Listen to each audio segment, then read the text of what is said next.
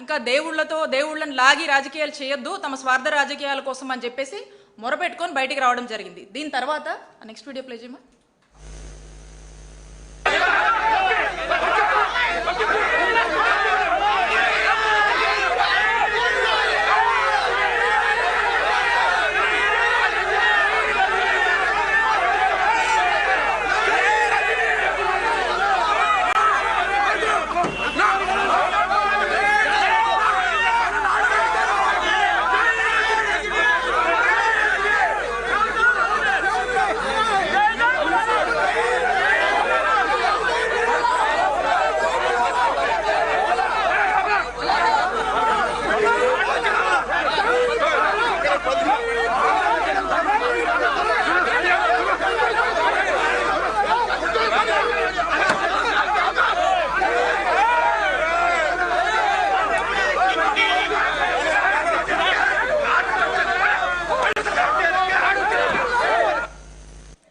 ఇక్కడ మీరు చూశారు ఏ విధంగా వందల మంది వచ్చి మా పార్టీకి నాకు వ్యతిరేకంగా స్లోగన్స్ ఇస్తూ నా కారు మీద పడి ఏ విధంగా దాడి చేస్తున్నారో మీరు ఈ విజువల్స్ అన్నింటిలో చూస్తున్నారు.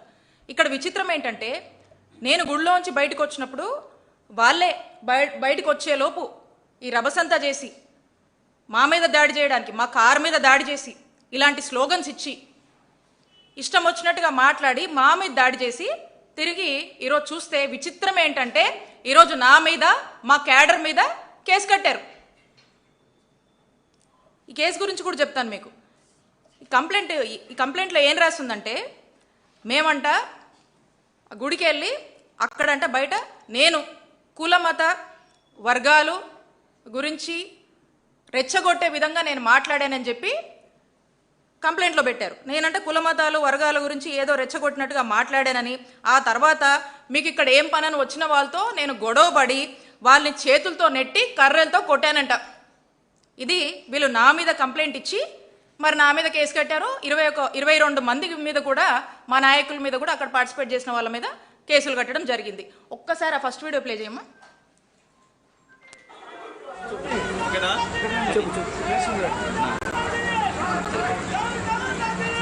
చెప్పనా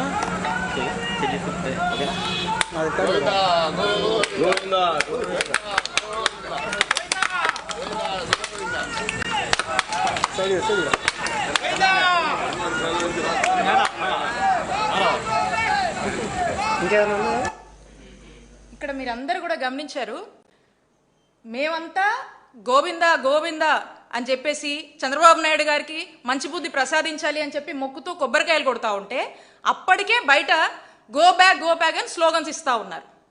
అప్పటికే కొంతమందికి జైలు కొడతా ఉన్నారు. అప్పటికే గొడవ నేచర్లో వాళ్ళంతా కూడా మా కారు మీద దాడి చేస్తూ ఉన్నారు.